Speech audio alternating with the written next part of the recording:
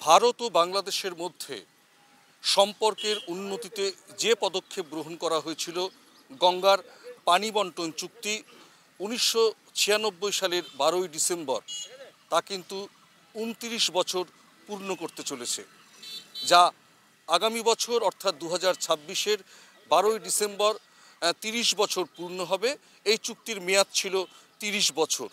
তার আগে আজ ৪ঠা মার্চ ২০২৫ সেই ফরাক্কা ব্যারেজে এসে উপস্থিত হয়েছেন গতকাল রাতেই ভারত ও বাংলাদেশের জলসম্পদ উন্নয়ন মন্ত্রকের আধিকারিকরা। গতকালই তারা সড়ক পথে, বিমানপথ হয়ে রেলপথে বাংলাদেশের প্রতিনিধি দল কিন্তু এসে পৌঁছেছেন ফরাক্কায়, এবং আজই সেই ফরাক্কা ব্যারেজের সংলগ্ন এবং গঙ্গা ভবন সংলগ্ন অঞ্চলে তারা পরিদর্শন করবেন এবং এখানে প্রাথমিক স্তরে দুদেশের আধিকারিকরা, জলসম্পদ মন্ত্রকের আধিকারিকরা বৈঠক করবেন এবং বৈঠক শেষে কলকাতায় ফিরে গিয়ে তারা এই চুক্তি নবায়নের ক্ষেত্রে ৮৬তম দুদেশের যৌথ বৈঠক রয়েছে কলকাতার একটি ৫ তারা হোটেলে আগামী বৃহস্পতিবার এবং শুক্রবার। সেই বৈঠক শেষে হয়তো আমরা গণমাধ্যমের কাছে তারা কিছু বলবেন।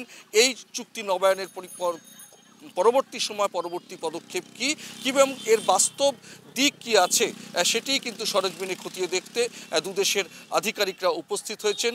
গঙ্গার পানি এখন কোন স্তরে আছে, নাব্যতা কতটা বেড়েছে, জল দেওয়া নেওয়ার ক্ষেত্রে কি কি সুবিধা অসুবিধা আছে, তাই তারা কিন্তু খতিয়ে দেখবেন।